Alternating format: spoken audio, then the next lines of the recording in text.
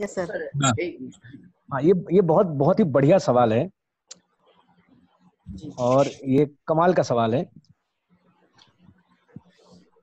मेरी आवाज आ रही है ना? जी बिल्कुल। जिनने सवाल पूछा वो भी आ चुके हैं, तो हम बात शुरू। जी जी हाँ, तो इसका जो जवाब है वो बहुत ध्यान से सुनिएगा, क्योंकि जब मैंने ये जवाब पाया था, मेरे दिमाग में भी ये सवाल जब आया था और जब मैंने जाना तो मुझे विश्वास नहीं हुआ था और मैं समझ नहीं पाया था उस समय, लेकिन उम्र के साथ समझ में आई। मैं हर बार ये बोलता हूँ कि अनुभव के साथ कई बार चीजें समझ में आती हैं।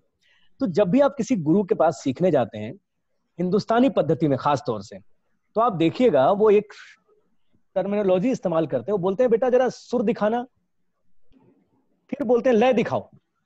मुझे ये बात समझ में नहीं आती थी कि सुर तो सुनने की चीज है ना, दिखाओ क्यों बोलते हैं? फिर बोलते हैं लय दिखाना।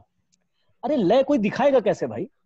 सुनाई देगा ना लय, कानों को सुनाई देगा, सुनेंगे। मैं भी बहुत कंफ्यूज था कि ये सुर दिखाना, लय दिखाना, ये क्यों बोलते हैं। और बाद में आके बात समझ में आई, जब आप सुनते हैं ना तो यहाँ उल्टी प्रक्रिया चलती है। कान को आंख बन जाना होता है। कान से सुर दिखाई नहीं देता, सुनाई नहीं देता, सिर्फ दिखाई देता है, ग्राफ बनता है उसका। तो आपको समझ में आता है, जब सा लगाते हैं तो सा से मध्यम की दूरी दिखाई देती है, गाना दिखाई देता है। गाना सुनाई बाद में देता है। इसीलिए हमारे यहाँ ख्याल गायकी है। ख्याल गायकी में जो गायक गा रहा होता है, उसको उसके ख्यालों में वो सुर चलते हैं, उनके ख्यालों में वो तान सुनाई देती है। वो पहले गा चुका होता है, तब वो गले में आवाज, गले से जो चीज निकलती है, आप जो सुनते हैं गाना बजाना, वो बाद में आता है, वो सेकेंडरी है। पहले उसके खुद के दिमाग में बज चुका होता है। और बजना जो है दिमाग में, वो दिखाई देने का घोतक है। सुर दिखाई देता है, सच में दिखाई देता है। सा से म की दूरी दिखाई देती है, सा से पंचम कितनी दूरी पे दिखाई देता है। और लय सिर्फ सुनाई नहीं देता, लय दिखाई देता है। अनलेस कि आप प्राकृतिक आपदा के शिकार हो और कोई अंधा हो, तो वो सिर्फ सुन सकता है और वो सुन के ग्राफ बना सकता है। अगर आपकी आंखें हैं, आप देख रहे हैं, तो आप लय देखते हैं। उसका उदाहरण मैं आपको देके बताता हूं कि लय खुद को कैसे सिखाएं। आप कोई एक गाना लीजिए, उस गाने को म्यूट कर दीजिए, आप मत सुनिए, आप अपने कान बंद कर लीजिए और किसी को बोलिए उस गाने पे वो नाचे। अगर कोई नाच रहा है जिसको कि वो गाना सुनाई दे रहा है और आपको वो गाना बिल्कुल सुनाई नहीं दे रहा, सिर्फ एक आदमी दिखाई दे रहा है जो अपनी कुछ आंगिक गतियां कर रहा है, कुछ हिल रहा है, कुछ डुल रहा है, उसकी आंगिक गतियों में एक लयबद्धता दिखती है, एक समय अंतराल दिखता है। खास तौर से ये तो समय अंतराल बराबर दूरी पे वो कुछ करता हुआ दिख रहा है, उसका शरीर हिलता डुलता दिख रहा है, ये है लय। अगर ये आपको दिखाई देने लगता है, आपको खुद को देखना होगा। आप चलिए और खुद को देखिए, क्या बराबर दूरी पे एक ही समय अंतराल में आपका चलना हो रहा है? आपको लय समझ में आता है, आप सीखते हैं। आप जब कुछ करते हैं, बजेगा कुछ, अभी मैं एक म्यूजिक बजा दूं, यहाँ वो ढुम ढुम ढुम कुछ बजे और मैं उस पर एक आंगिक गति करूं, आपको बहुत अच्छा लगेगा, आपको सुनाई देगा, आपका कान इन्वेंस होगा और उस लय से आप प्रभावित होंगे, आपका शरीर हिलेगा। अगर मैं कहूं कि कुछ नहीं बज रहा, सिर्फ मुझे शरीर हिलते हुए दिखाई दे रहा है, सिर्फ हाथ दिखाई दे रहा है और मुझे इसमें लय समझ में आ रहा है कि नहीं, अगर मैं आवाज म्यूट कर दूं, क्या इसमें लय नहीं है? अगर मैं साउंड नहीं सुन रहा हूं फिर भी, क्योंकि एक बराबर लय अंतराल में, एक बराबर टाइम में ये रिपीट हो रहा है एक्शन। क्या आपको ये सेंस समझ में आता है? क्या आप खुद चलते हुए अपने को इस बराबर समय अंतराल का हिस्सा बना सकते हैं? आप अपने शरीर को ट्रेंड करिए, छोड़ दीजिए म्यूजिक, कुछ नहीं बज रहा है तो आप कैसे सीखेंगे लय? आप कहेंगे जी मेरे पास तबला भी नहीं है, मेरे पास कोई बजाने वाला नहीं है कि कोई बजाए मैं चलूं, म्यूजिक भी नहीं है, तो मैं लय कैसे सीखूंगा? कुछ मत करिए, एक पैटर्न बनाइए, अलग अलग पैटर्न बनाइए, हर दिन एक नया पैटर्न चुनिए और उस पैटर्न में 5 मिनट चलने की कोशिश करिए और कोशिश करिए कि जैसा आपने शुरू किया है वैसा ही चलें। मैं सिर्फ चलने की बात कर रहा हूं, अभी नाचने की भी बात नहीं कर रहा हूं, उछलने कूदने की भी बात नहीं कर रहा हूं। आप वैसे रस्सी कूदते हैं, उसमें भी एक लय है, अलग अलग लय में कूद सकते हैं आप रस्सी म्यूजिक बजा के। मत बजाइए, कोई संगीत मत बजाइए, अपने शरीर को एक पैटर्न बनाइए, चाहे हाथ से बना लीजिए, मान लीजिए हाथ को ऐसे करना हो, आप पैर से बना लीजिए, आप गर्दन हिलाइए, आपको जो करना है करिए। एक कोई पैटर्न बना करके आप उसको 2 से 3 मिनट तक रिपीट करिए। आप शरीर को आदत डालिए, फिजिकली अचीव कीजिए लय को। जब आप फिजिकली अचीव कर लेंगे ना, ऐसा करना, फिजिकली अगर ये आ गया ना, बाद में ये करने की जरूरत नहीं रहती है, ये अंदर बजता है, धाड़ धाड़। जब आप गाना सुनते हैं, विजुअल देखते हैं, अंदर बजता है, अंदर क्लॉक चलता है, क्लिक क्लिक, वो अंदर बजता है। बाद में जरूरत नहीं होती हाथ पैर हिलाने की, लेकिन शुरू में अभिनेता के तौर पे हाथ पैर हिलाइए, चलिए, उछलिए, कूदिए, जो करना है करिए। एक निश्चित समय अंतराल में, और हर बार उसको अलग अंतराल दीजिए, हर बार उसकी गति को आगे पीछे। अब लय की बात आ जाएगी, लय कभी बढ़ाइए कभी घटाइए, लेकिन उसमें कांस्टेंट थोड़ी देर रहिए। आपको अगर अभी लग रहा होगा कि ऐसा करने से क्या हो जाएगा, ऐसे कोई लय सीख जाएगा क्या, ऐसे कोई ताल में आ जाएगा क्या, तो मैं आपको सच बताता हूं, जिस तरीके से सीखा है और मार खा के सीखा है, हमें भी नहीं लगता था ऐसा करने से कुछ होगा। आप 15 दिन ये करिए, 16वें दिन बात करते हैं, और 16 दिन बाद आपके शरीर को ऐसी आदत पड़ जाती है कि आप खाना खाएंगे ना, आप करके देखिए और बाद में मुझे बताइएगा। आप कुछ खा रहे होंगे ना, आपका मुंह जो है वो आपके लय में चलने लगता है अचानक, एक खास तरह का लय पकड़ लेता है, आदत पड़ जाती है शरीर को। आप खाते समय एक खास तौर से मुंह चलाने लगते हैं। आपको एक हर आदमी के खाने का अपना एक लय है, मुंह चलाने का अपना एक लय है। और उसके बाद आप ध्यान देंगे कि अलग अलग चीजों को खाने का अलग अलग आपका लय है मुंह का। अगर आप पानी पी रहे हैं तो अलग लय में पीते हैं, पानी पीने का भी लय है। आप जब अमरूद खाएंगे और सेब चबाएंगे और जब दाल चावल खाएंगे, उसके लय में फर्क है। अपने आप एक नया लय बन जाता है मुंह का, अलग अलग खाने के साथ, अलग अलग चबाने के साथ। और तब आपको याद आता है कि यार इतने तरह का लय तो मेरे यहाँ चल रहा था, मैंने ध्यान ही नहीं दिया आज तक। और ये पता चलने लगता है धीरे धीरे, पोस्टमार्टम शुरू हो जाता है लय का, कि आपके शरीर में कितनी गतियां हैं यार, हमने कभी ध्यान ही नहीं दिया। तो ये करिए और देखिए, बिल्कुल होगा। खुद को लय में लाने के लिए ये एक्सरसाइज करके देखिए। आप सिर्फ ताली बजाइए ना, मैं कह रहा हूँ किसी दिन ताली बजाइए, 3 मिनट तक आप सिर्फ एक लय में ताली बजाते रहिए। आप विश्वास, आप एक बार बजा के देखिए, आपको दिन भर ना सपने में ताली आती है, और सपने में उसी लय में ताली बजती सुनाई देगी। आप परेशान हो जाएंगे, आपको लगे यार मुझे कोई रोको रोको, मुझे वो ताली सुनाई दे रही है। 3-4 दिन बाद ऐसा बजता है दिमाग में, आप ताली नहीं बजा रहे हैं, आप सोए हुए हैं, और वो ता ताड़ तड़ तड़ तड़ तड़ वो ऐसा सुनाई देता है यहाँ। और ये सच में ऐसा होता है, इसीलिए कहते हैं कि लय दिखाई देता है कई बार। तो आप करिए, मजा आएगा आपको। सर लय और ताल अलग अलग होता है ना? देखिए, अब ये फिर वो प्रशिक्षण वाली बात हो जाएगी। ताल जो है और लय में क्या फर्क है? ताल एक निश्चित समयावधि में बंधा हुआ, ठीक है ना, एक डिवीजन है जिसको ताल कहते हैं। अगर मान लीजिए दादरा है, दादरा ताल है या कहरवा है, तो एक निश्चित अवधि में बंधा हुआ 8 मात्रा है। 8 मात्रों को एक निश्चित अवधि में बांट दिया गया। या अगर दादरा है 1 2 3 1 2 3, तो एक निश्चित अवधि में हमने जो बांटा उसको, इसकी पहचान आ गई। मान लो ये दादरा है 1 2 3, ये तो ताल हो गया। या 12 मात्रे को हमने निश्चित अवधि में बांटा है, 4 और 5 का कॉम्बिनेशन है, 4 3 का कॉम्बिनेशन है, 4 4 का कॉम्बिनेशन है। तो उस कॉम्बिनेशन को हम क्या कहते हैं, वो फिर बहुत लंबी चौड़ी बात हो जाएगी, किस लय में क्या जाएंगे। तो वो है सिंपल, आप समझिए ताल के। अगर 1 2 3 4, अगर ये कहरवा है, भागे न तीनक धिन, तो हम ये एक लय बना लिया हमने इसमें। और ये 4 है लेकिन हम कुछ और भी पढ़ सकते हैं, वो छोड़ देते हैं, वो बात की बात है। ये हो गया ताल। अब लय क्या आता है? लय एक ताल को, किसी भी निश्चित अवधि वाले पैटर्न को, उसके अलग अलग स्पीड को ताल कहते हैं। अगर मैं इसको बढ़ा दूं 1 2 3, अगर 1 2 3, तो लय हमने क्या किया, डबल कर दिया, 1 2 3 1 2 3 1 2 3, हमने दूसरे लय में ले गए। तो लय जो है अलग अलग टाइम स्पेंड को है, उसको बढ़ाने और घटाने का क्रम है। और ताल जो है वो निश्चित पैटर्न है। सिंपल इतना समझना चाहिए, इससे ज्यादा समझने लगेंगे तो फिर पूरा दिखाना पड़ेगा लय और ताल का डिस्क्रिप्शन शास्त्रों के हिसाब से। नहीं सर, ठीक है। मेरे लिए सबसे खूबसूरत क्लास आज है, क्योंकि मुझे लगता है कि, और आप जो कह रहे हैं वो सच है कि स्वर का ज्ञान या लय और ताल का ज्ञान होना वाकई में ईश्वरीय चीज कही जाती है। जो गा पाता है, या मैं तो ऐसा मानता हूँ, मैं भी मानती हूँ कि गाना ही अपने आप में एक ईश्वरीय तत्व है। बिल्कुल। सर बहुत बहुत धन्यवाद। क्लास खत्म करने का मन नहीं है तो भी हमें खत्म करनी पड़ रही है। देखिए, आपका मन नहीं है खत्म करने का, और आप मुझसे पूछेंगे तो मुझे लग रहा है कि कोई क्लास है ही नहीं। मेरे लिए सौभाग्य का विषय है कि मैंने जो कुछ सीखा, समझा या जाना, या जो मेरी समझ में बात आई, इसको मैं क्लास भी नहीं कहूंगा, और वो कहा मैंने। और वो भी सबसे बड़ी चिंता मुझे इस बात की थी कि मैं जिन लोगों के सामने ये बात कहने जा रहा हूँ, वो खुद इन सारी बातों से परिचित हैं, और उनके सामने जब इस तरह की बातें मैं करूंगा, और खासतौर से उन लोगों के सामने 5 6 7 लोग यहाँ ऐसे हैं जो जिसको कहते हैं मेरे जीवन से वो परिचित हैं, मेरे काम करने के तरीके से परिचित हैं। और जब मैं ये बकबक करूं तो मैं अंदर से सच बताऊं तो हिला हुआ था, और अभी भी थोड़ा हिला हुआ हूं, ये सोच करके कि ये लोग देखिए, ये क्या सोचेंगे, क्या बोलेंगे, तो मैं डरा हुआ था, लेकिन ये आशीर्वाद है इन लोगों का। लेकिन देखिए वो सारे के सारे कर्तव्य विमूढ़ होके बैठे, बिल्कुल स्टेचू बन के बैठे, वो आपको कितने ध्यान से सुन रहे हैं सर। ये उनका प्यार है, डांट भी देते हैं। हाँ बिल्कुल, डांट भी देते हैं। ये उनका हक है और ये आशीर्वाद है कि आप सब बैठ करके मुझे सुन रहे हैं और मैं बोल रहा हूँ, तो मेरी हिम्मत है मैं ऐसा बोलूं आपके सामने बैठ कर। ये तो अजय क्या है, एक्सपीरियंस काउंट 101%। हर आदमी का एक्सपीरियंस, बाबा के साथ मैं 10 साल रहा।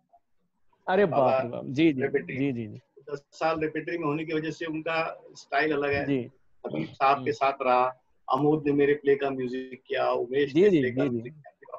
तो आप हर बार एक अलग आदमी के साथ अलग तरीके से लय बनती है, अलग तरीके से ताल बनती है, तो वो एक्सपीरियंस काउंट। और रियली बहुत फेथफुल क्लास है। इस तरह की क्लासेस कोई बोलता ही नहीं इस तरह की बातें, क्योंकि ये एक्सपीरियंस से ही निकलता है। ये कोई शास्त्र, बिल्कुल, ये तुम्हारा अपना शास्त्र है, तुम्हारा अपना शास्त्र है जो तुमने इन्वॉल्व किया अपने तरीके से और सीख के इन्वॉल्व किया। और यही सबसे इम्पोर्टेंट चीज है जो हमको सुनना जरूरी, खास तौर से हम लोग को सुनना बहुत जरूरी है। हम जो आता है वो आता है, वो अपनी जगह है, पर जब आप सुनते हैं, नहीं रियली सुनते हैं, तो उससे आप इनरिच होते हैं ना, आप और एक चीजें जुड़ती हैं, आपके ज्ञान में और चीजें जुड़ती हैं, बहुत सारी चीजें आपको नहीं मालूम हमने क्या सीखा या क्या समझा, मालूम नहीं कहाँ हम इस्तेमाल कर लेंगे इसको। ये बहुत इम्पोर्टेंट है। और नए बच्चों के लिए तो रियली इतने सिंपल तरीके से कोई नहीं समझाता। बिल्कुल सर, तो ये थिएटर वाला ही होगा, ये थिएटर वाला ही होगा जो समझाएगा, और कोई शास्त्र का आदमी तो समझा ही नहीं सकता। जो थिएटर का बंदा है और जिसने थिएटर किया और एक्चुअल में होता है क्या सर कि इतना सरल समझाएगा। हाँ, जैसे ऐसा रहता है कि हर कोई नहीं गा सकता है, उसी तरह हर कोई समझा भी नहीं सकता है जैसा हम चाहे। किसी से पूछने जाए कि सर सरगम में आने के लिए या लय ताल में आने के लिए, कुछ नहीं, हारमोनियम लेके बैठ जाइए और रोज सरगम लगाइए, हो जाएगा। लेकिन आपने जिस तरह से समझाया या जिस तरह से बताया, वहां पर हमें अपनी चीजें, अपनी गलतियां समझ में आई कि हाँ, हम 3 कदम आगे जाके प्रैक्टिस जो कर रहे थे उसके लिए हम गलत थे। पहले हमें 3 कदम पीछे आना है, जो आप बता रहे वो पहले करना है, उसके बाद उसको करना है।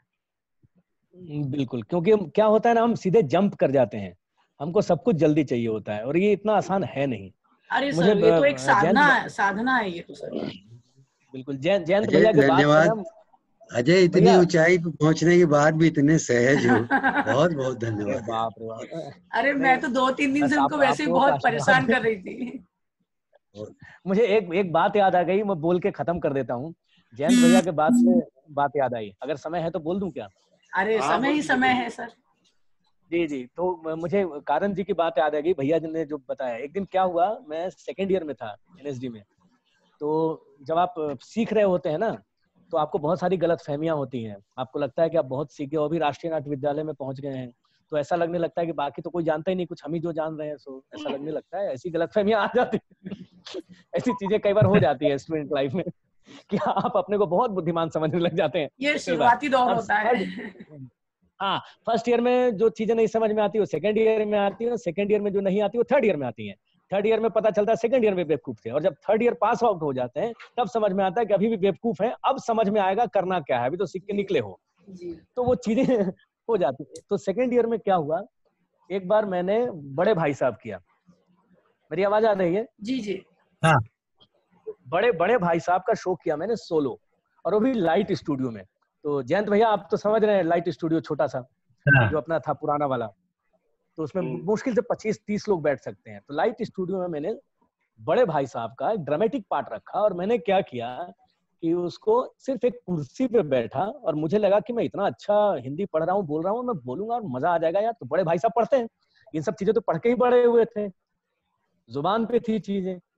तो बड़े भाई साहब मैंने रख दिया शाम को शो, और मैं गया लाइट स्टूडियो में। कुछ नहीं किया मैंने, कोई तैयारी नहीं की, एक कुर्सी बीच में रखा था, पानी थोड़ा सा रखा, और मैं बैठा। और जैसे ही बैठा, लाइट ऑन हुआ तो देखा फ्रंट रो में बाबा बैठे हैं, ठीक है ना। बाबा विक्रम और वशियम कर रहे थे उस समय उधर। कहीं। तो वो भी आए और घूमते हुए फ्रंट रो, जैसे ही लाइट आया फ्रंट रो में कारण जी बैठे।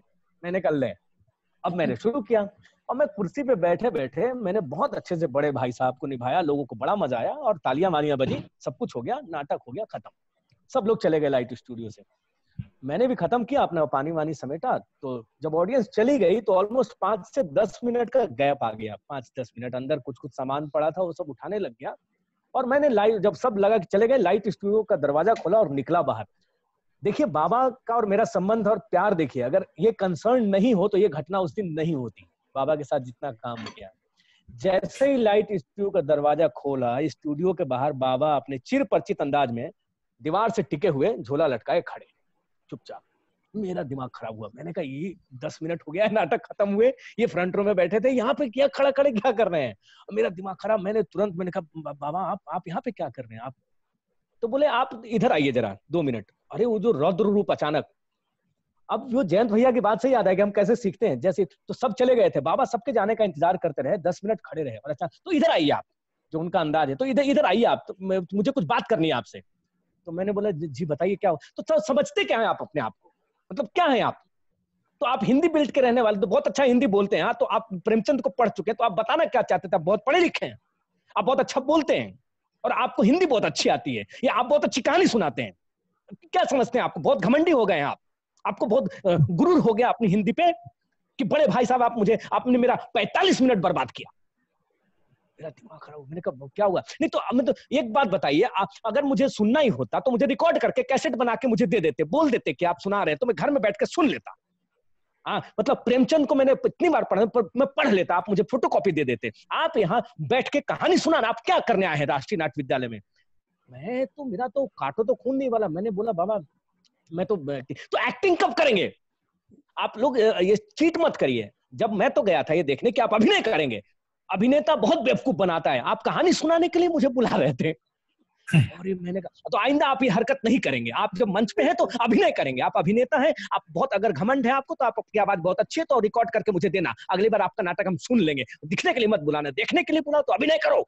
अरे मैंने कहा क्या हो गया इतना रूड, ऐसा डांटा उन्होंने। और आइंदा नहीं करेंगे। मैंने कहा हाँ बाबा नहीं करेंगे, ठीक है, अभिनय ही करूंगा।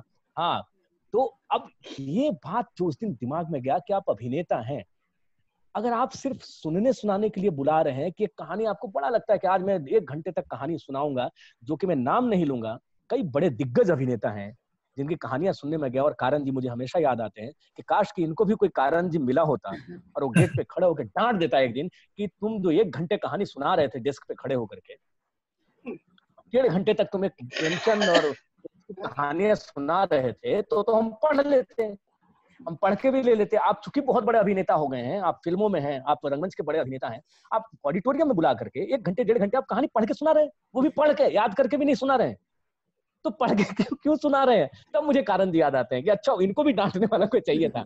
और उस दिन के बाद मैं हिम्मत दोबारा नहीं कर सका, मैं सच बताता हूँ कि कोई कहानी 100 लोगों को बुला के सिर्फ पढ़ के सुनाऊं, नहीं भैया। तो और उसके बाद बाबा ने तुरंत क्या किया, तो चलिए आप मेरे साथ, और हम उसके बाद बंगाली मार्केट गए।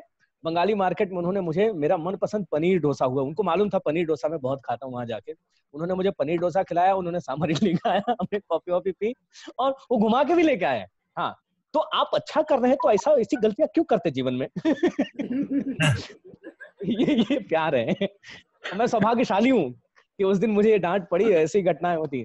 जयंत भैया आप समझ सकते हैं इस बात का महत्व कि बाबा कैसे एक घटना सुनाता हूँ, ये थोड़ा इस घटना से संबंधित नहीं है, पर बाबा से संबंधित है और रंग संगीत से संबंधित एक घटना है। जी मेरा ख्याल था या नहीं था मुझे याद नहीं है। फ्रिट्स ने हमारे साथ इंसाफ का घेरा, कॉकेशियन चौक सर्किल किया था। नहीं था उसमें, तुम्हें था तो उसमें करीब 20 या 25 गाने थे और बाबा ने पूरा म्यूजिक कंपोज किया। अतुल कोऑर्डिनेटर था, अतुल ट्रांसलेटर था एक तरह से फ्रिट्स का बातचीत का।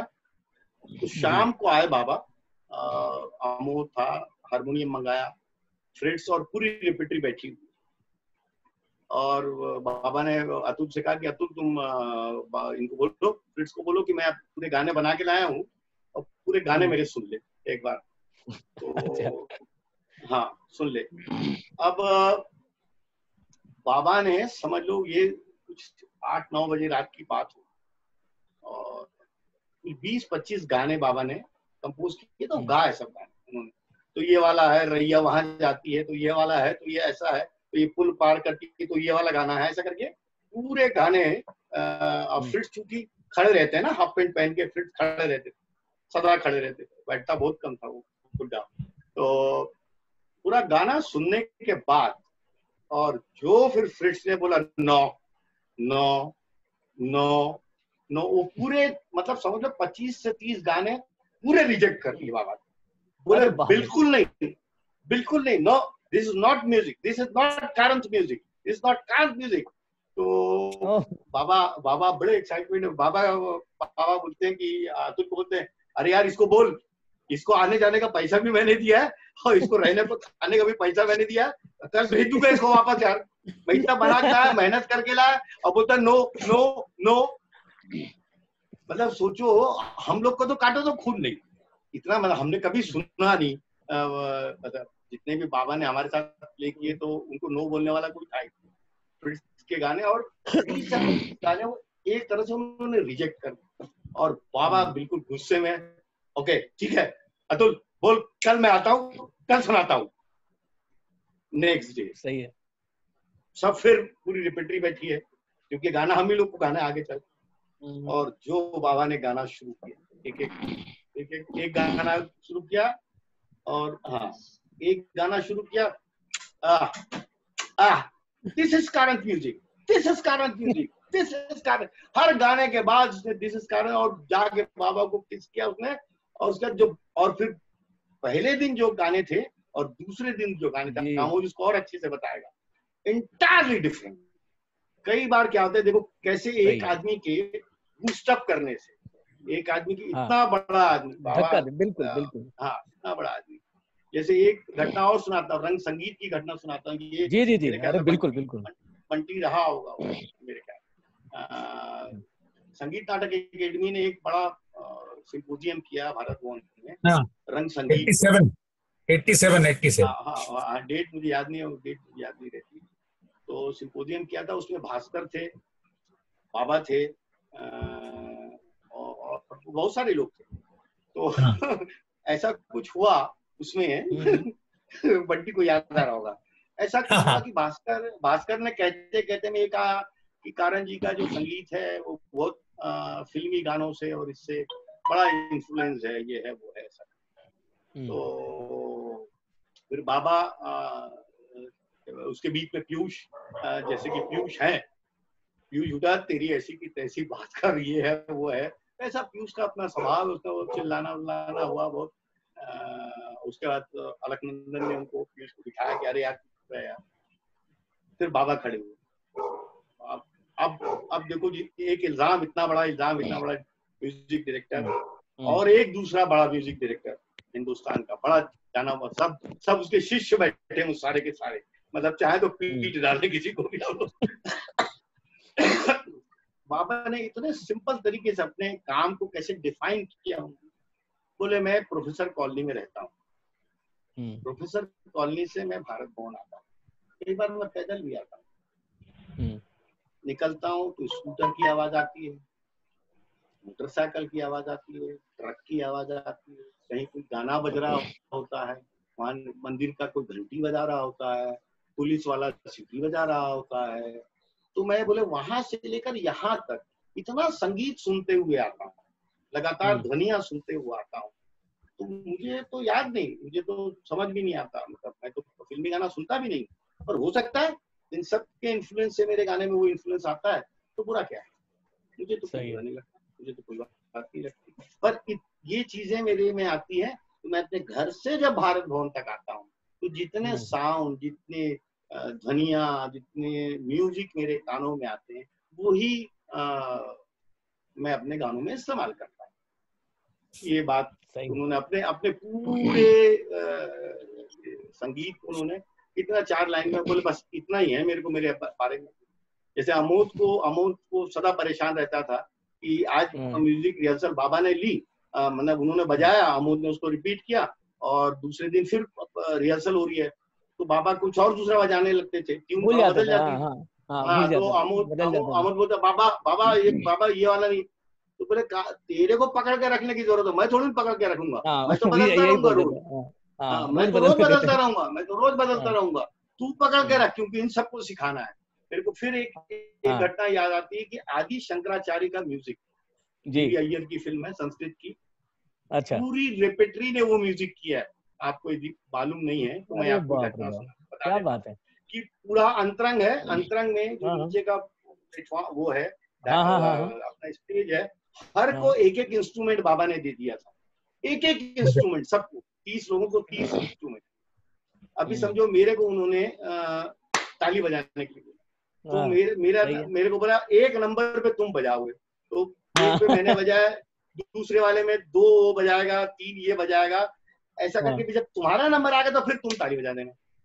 पूरे हाँ शंकराचार्य का, और जीवी अय्यर थे उस वक्त वहां, हाँ मतलब जब म्यूजिक सही कंपोज है, कर सही रहे है। थे तो है। जीवी अय्यर वहां थे, और जितने इंस्ट्रूमेंट थे हमारे पास अपने रंगमंडल के, हर को एक एक इंस्ट्रूमेंट दे दिया गया था, और हर को नंबरिंग दे दी गई थी कि बंटी तुम 10वें नंबर पे अपना ड्रम बजा देना, फिर 12वें नंबर पे अमो तुम 3 बार बजा देना, टंग टंग टंग टंग टंग ऐसे करके, और आप फिल्म देखिए, फिल्म में वो म्यूजिक देखिए, क्या बात है। तो आप नहीं मतलब वो ये बिल्कुल इस तरह की चीजें वो जो देके गए हैं ना, और जो करते थे बहुत, हाँ, वो अद्भुत। हमारा मटिया बुर्ज का म्यूजिक जो है वो लकड़ी, जी पत्थर, इनसे हुआ है वो म्यूजिक। और मटिया बुर्ज में अब आप देखिए कि कितना बड़ा डायरेक्टर था वो, कि मैंने और भूषण डिल्लौरी ये भारत भवन में काम, हम सीहोर से वो बांस के पेड़ लेके आए, बांस के रियल पेड़। वो क्यों? उन्होंने कहा कि ये नाटक शुरू होगा तो बांस के पेड़ की आवाज आने की, साउंड आना चाहिए, और वो बहिरंग में लगाए गए। तो वो जो वहां क्योंकि तालाब है पीछे, हवा जो चलती, जो उसका साउंड आता है ना, वो उस साउंड से साउंड उनको चाहिए था बाबा को। तो आप देखिए कि वो म्यूजिक को किस तरह से देखते थे, म्यूजिक, और तुमने बिल्कुल नहीं सही वो कहा बिल्कुल कि करते थे। सुनना, ये बहुत जरूरी है। कहते हैं आपको कि आपका ध्वनि जो है ना वो संगीत है, सिर्फ गाना बजाना हम लोग जो उस गलत।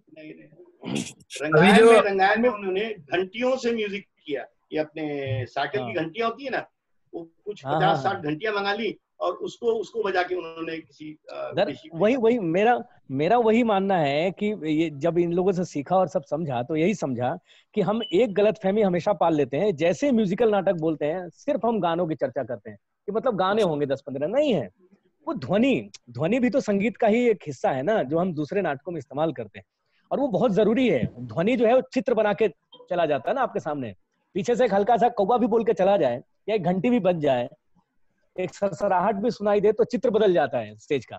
जरूरी नहीं है कि हर बार गाना ही गाया जाए। तो वो बिल्कुल वो तो है। मेरे साथ एक बार हुआ जयंत, मेरा रविंद्र भवन में बैरिस्टर का शो था, रिहर्सल, स्टेज रिहर्सल हो रही थी, अंधेरे में बाबा आके बैठ गए, मुझे पता भी नहीं। अच्छा। एक दृश्य में जब राधा के बाल काटे जाते हैं, तो मैंने कबीर गायकी रखी, बंटी भाई को याद होगा, बंटी भाई ने लाइट की थी, तो कबीर गायकी करते थे हम। तो मेरे को उस दिन रिहर्सल में मैंने बोला, माँ साहब यार नहीं जम रहा, कबीर नहीं जम रहा, रुक दी रिहर्सल, रुक दी। अब रिहर्सल रोकी तो बाबा चिल्लाए, क्या हो गया? अरे मैंने, बाबा कहाँ से बैठे, प्रोफेसर कॉलेज में चाहे जब रिहर्सल देखने आ जाते थे। बोले क्या प्रॉब्लम है? मैं, बाबा यहाँ मेरे को ना कुछ कॉन्फ्लिक्ट होना चाहिए ना। बोले तुम ये बताओ तुम क्या चाह रहे हो? राधा के प्रति दर्शकों की सिंपैथी, बैरिस्टर के अंदर का अंतर्द्वंद, तुम क्या चाह रहे? तुमने क्या कबीर क्यों रखा है? बाबा बैरिस्टर के अंतर का अंतर्द्वंद चाहिए ना, राधा सिंपैथी थोड़े ना चाहिए, उसके ससुर के प्रति बैरिस्टर के मन में जो है। बोले रुक जा, उतर के पीछे से गए, मालूम एक तो खाली बाल्टी लाए, वो जो सीढ़ियां थी, बोले हाँ शुरू करो। तो कबीर गाय की उसमें शुरू की, उन्होंने ऊपर से खड़खड़ खड़खड़ खड़खड़ खड़खड़ खड़, ये चाहिए था हमने। क्या बाबा, ये ऐसा उनकी केवल बाल्टी की आवाज से वो पैदा कर दिया। बिल्कुल, ये बाबा बाबा थे। हाँ अरे इसमें कोई दो राय नहीं। तभी तो बाबा, मतलब बाकी उनका पूरा नाम भी लोगों को याद नहीं रहता है। जो जानते हैं सिर्फ वही जानते हैं कि उनको बाबा। अच्छा वो बाबा बोलते लोग, एक्चुअली बाबा थे वो। हाँ बाबा थे, वी कारण थे वो, बाबा कारण थे। बाबा बोलते। तेरा मैंने अजय वो सुना है अपना गजवदना हेरंबा, यही था एनएसजी वाले, उसमें डीवीडी में है या काय में है वो? ये है या हैवदन का गाना है मेरे ख्याल है, हैवदन का पहला वाला गाना है, हैवदन का पहला वाला गाना। हाँ हैवदन का है वो है मेरे पास, लेकिन वो बिल्कुल याद नहीं मुझे, है ना? हाँ, और वो बहुत कमाल गाना है वो। हाँ हम लोगों ने इतना सुना, वो बढ़िया है, मजेदार। देखिए ये अब मेरी क्लास पूरी हुई। अब मैं पूरा हुआ हूँ, ठीक है ना? अभी सही हुआ। अभी सही हुआ मुझे। क्योंकि ये ऐसे किस्से हैं ना, ये किस्से अरे आप ही बता पाएंगे, अपन ही लोग बता पाएंगे। ये बिल्कुल कहीं लिखा हुआ नहीं, लिखित नहीं है कहीं। और इससे कितनी बातें निकलती हैं, आप देखो एक पर्सनालिटी की कितनी बातें निकलती हैं। बिल्कुल, कितनी बातें निकल आती हैं। एक बात मैं कहना चाहूंगा जैन भाई, अभी आपने जो बात कही है, तो चूंकि अभी बहुत कुछ समय पहले ही मैंने एक काम शुरू किया है कि एक किताब हम काम कर रहे हैं, जो कि मध्य प्रदेश सरकार की मदद से मैं कर रहा हूँ उसका। मैं मतलब उसको ये तो नहीं बोलूंगा कि मैं लिख रहा हूँ उसको, लेकिन मैं संकलन कर रहा हूँ उसका। और इस मंच के थ्रू मैं सबसे कहना चाहूंगा, आपसे भी, वसंत जी से भी, अजय से भी, और भौमिक जी से, सभी से कहना चाहूंगा कि कारण जी के साथ जिनके भी कोई भी किस्से ऐसे हुए हैं जो कि थोड़े से फनी हैं, तो उस पे एक किताब हम कर रहे हैं कि जिसका नाम भी रखा है हमने, एक विदूषक ऐसा भी। इस नाम से एक किताब है जिसमें कोशिश हमारी ये है कि जितने भी एक्टरों के या उनके साथ जिन लोगों ने काम किया है, उनके एक एक किस्से जो बड़े कॉमिक किस्से ही होते थे, क्योंकि वो हमेशा, जैसे आपने भी बताया कि आपको बहुत डांटा और फिर आपको बंगाली मार्केट जाके पनीर का डोसा भी खिलाया। आपकी शक्ल क्या होगी, आपकी मनोस्थिति क्या होगी, वो हम सब समझते हैं। और मेरे को वो शक्ल दिखने लगी कि अजय एक सेकेंड ईयर का स्टूडेंट, और कारण जी उसको लेके पहले तो इतना डांटा, इतना भयानक रूप से डांटा, और उसके बाद उसको खिलाने ले गए बंगाली मार्केट में। तो वो कैसे गले उतरा होगा वो डोसा, मैं समझ सकता हूँ, क्योंकि मैं भी उन स्थितियों से गुजरा हूँ कई बार। तो वो डोसा खाना कितना मुश्किल हो जाता है, ये हम सब समझ सकते हैं। हालत खराब हो जाती है। बंटी मालूम, वो किस्सा, इसके लिए अभी लॉकडाउन में जूम पे सबको जोड़ दो, बाबा के भक्तों को। हाँ नहीं, वही मैं वो सबसे मंगा रहा हूँ, निकलती है ना कई बार, बात से सारे किस्से हम मंगा रहे हैं। और उसके साथ क्या होगा कि जैसे जिसके साथ जो किस्सा हुआ है, उसके साइड वाले पेज पे हम एक कार्टून बनाएंगे। लाइक अजय के साथ हुआ कि अजय बाहर निकल रहा है और कारण जी एक दीवार से तकिए हुए खड़े हुए हैं और वो उसको डांट रहे हैं, तो अजय की शक्ल का कार्टून होगा वो, और कारण जी की शक्ल का ही कार्टून होगा वो, और वो कार्टून चित्र में, और एक तरफ वो किस्सा। ऐसे मेरी इच्छा है कि कम से कम 100 किस्से करूं, कितने अगर इकट्ठे हो पाए। हाँ बिल्कुल, जितने भी हो जाए, जितने हो जाए, एक आदमी 2 किस्से भी दे सकता है, 4 किस्से भी दे सकता है, तो उनको छापने की एक प्रक्रिया है। तो मैं चाहूंगा कि मदद करें सब लोग, तो बिल्कुल अच्छा बिल्कुल, क्योंकि सबके पास अनंत किस्से हैं। क्योंकि जैसे अभी अजय ने बताया लय और ताल की बात है, तो मेरा एक अनुभव है जो शायद जैन भाई उस समय आप थे जब भारंगम का जो पहला भारंगम था, उसका शो था कमानी में, मालविका अग्निमित्रम का, आप थे उस समय, आप थे ना? तो उस शो के दौरान की बात है कि बीच के इंटरवल में मैं उस समय बजाता था, नाल बजाता था वो मालविका में जो लोगों की एंट्री एग्जिट होती थी। तो हेलो, हाँ जी सुनाई दे रहा है, सुन रहे हैं? तो अजय, उसमें सबकी एंट्री एग्जिट ऐसी हुआ करती थी कि जैसे कोई आता था तो बजता था ताक दिना दिन दिन ताक दिन ताक दिन ताक धा, फिर महाराज की जय हो, और वो जाता था तभी भी महाराज की जय हो, दिन तनक दिन तक दिन ताक दिन ताक दिन ताक धा, ऐसे करके आना जाना होता। तो इंटरवल में जब हम चाय पी रहे थे तो कारण जी शो देख रहे थे, वो पीछे आए, कमानी में शो था हमारा, वो पीछे आया और मुझको बुलाया, बोले बंटी सुनो इधर। मैंने कहा जी। बोले नाटक शुरू होगा अब इंटरवल के बाद 10 मिनट बाद, जहां तुम्हारा मन हो वो तिहाई पूरी मत बजाना। तो मैंने कहा क्या मतलब, मेरे समझ में नहीं आया बाबा। तो बोले नहीं, समझने की कोई जरूरत नहीं है, आप में उतना दिमाग नहीं कि आप इतना समझो, तो आप सिर्फ इतना, मैं कह रहा हूं कि आप सिर्फ 2 बार बजाना, यानी धिन ताक करके छोड़ देना, धा मत देना। तो मैंने कहा, बोले 10 मिनट बाद जहां तुम्हारी मर्जी हो करना, लेकिन करना जरूर। तो पहले तो समझ में नहीं आया, मैंने कहा ये क्या हुआ, अरे जी हाँ सर, हाँ बोल, हाँ ये कुछ गड़बड़ हो गया मेरे। आप बोलते रहिए। कोई नहीं, कोई फोन आ गया, आवाज आ रही है, आवाज दे रहा है। हाँ तो वो ये हुआ कि बोले कि तुम भाई वो कर देना। मैंने कहा ठीक है। 10 मिनट बाद जहां मुझे लगा मैंने वो किया, और जैसे ही मैंने किया तो एक कुछ सेकंड के बाद एक बहुत बड़ा लाफ्टर आया ऑडियंस में से। हुआ ये था कि नाटक देख रहे थे और जब मैं ये बजाता था तो ऑडियंस पूरी उसके साथ मिल गई थी ताल में, और वो अपनी गर्दन से उस पे सम पे गर्दन हिलाती थी, धिन ताक धा करके लोग ऐसे आगे गर्दन करते थे। वो बाबा ने पीछे बैठ के देख लिया था और उन्होंने क्या करा कि मेरे को तो ये बताया कि तुम 2 बजाना, और विदूषक को भी बता दिया था। तो जैसे मैंने 2 बजाए और ऑडियंस ने गर्दन हिलाई और विदूषक ने उनको ठेंगा दिखा दिया और इस तरह से उन्होंने एक लाफ्टर ले लिया, यही लय ताल के खेल के साथ, और चलते नाटक। बिल्कुल बिल्कुल बिल्कुल, ये उदाहरण है कि जो बात बता रहा है अजय कि इसमें कोई कहीं का ग्रामर नहीं है, कोई सीखा नहीं है। जैसे अजय ने नहीं सीखा, मैंने भी नहीं सीखा, और कारण जी शायद उन लोगों को ज्यादा पसंद करते थे जो नहीं सीखे क्योंकि उनको था कि मैं ये बोलूं कि जब थप्पड़ मारे तो आप रिदम रुक जानी चाहिए, लेकिन क्लासिकल वाला हमेशा सम पे रुकता था। और मेरा तो ये कि थप्पड़ पड़ा और मेरा रुका, चाहे वो 7.5 मात्रा बनी हो चाहे 7.25 मात्रा बची हो, क्योंकि हमने सीखा ही नहीं। तो हमें तो बस थप्पड़ दिखता था कि वो थप्पड़ पड़ा और हमें रोकना है।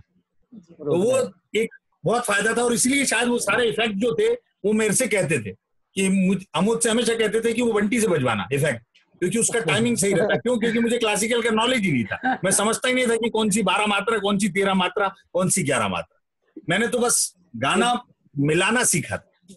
देखिए वो बंटी भैया जी, वो बात वही हो गई कि ताल का जानकार होना और लय में होना, दोनों में फर्क है। एक क्लासिकल वाला, गंधर्व महाविद्यालय वाला। खत्म करिए ताल। ओम सर कुछ कह रहे हैं, बहुत देर से कहना चाह रहे हैं सर, कहिए। अरे जी पता नहीं मेरा कनेक्शन हो नहीं रहा है। मैं बंटी भैया से कुछ कहना चाह रहा था। बंटी भैया जी बोले। एक्चुअली मेरे पास कारण जी के बहुत कुछ अनुभव है, तो कैसे भेजे आपको? जैसे मेरे को एक बार अचानक चितपुर ले गए थे, कलकत्ता में 10 घंटा बिताया मैंने म्यूजिक के कुछ सामान ऐसे खरीदे जो सर मैं नंबर दे दूंगी सर। मैं आपसे संपर्क करूंगा, मैं सबसे संपर्क करूंगा। अनुभव है तो लिख के भेज दूंगा मैं, अगर आपके कुछ काम आए तो।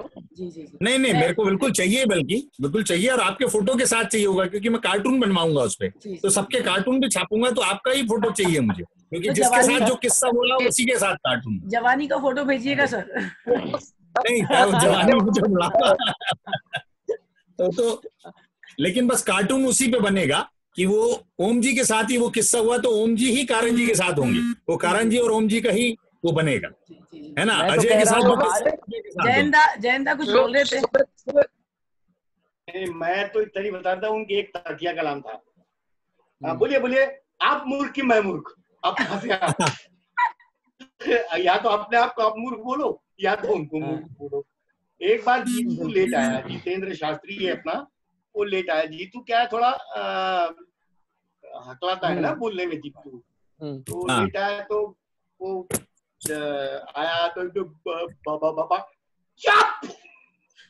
उसी टाइम में गए। वो इतनी बहुत सारी ऐसी चीजें बाबा की, तो मतलब हम रिहर्सल करते थे सर तो मैं बोलूंगा मेरा अजय मेरा तो सौभाग्य ये है, मेरा सौभाग्य है, मैं नॉन एक्टर हूँ, एक्टर नहीं हूँ, पर रंगमंडल भारत भवन पहला हीरो, का पहला हीरो विशाख मैं, और पहला कदम भारत भवन की बहिरंग की धरती पर डायरेक्टेड बाय तो मेरा सौभाग्य। देख लो, सिर्फ कारण जी पे बात करेंगे, नहीं तो रातें फिर जाने वाले। समय खत्म होने वाला है सर। बहुत बहुत धन्यवाद आज की क्लास के लिए, बहुत मजा आया, और सबको थैंक यू कहती हूँ। एक दिन इसी तरह से हम चर्चा परिचर्चा रखेंगे।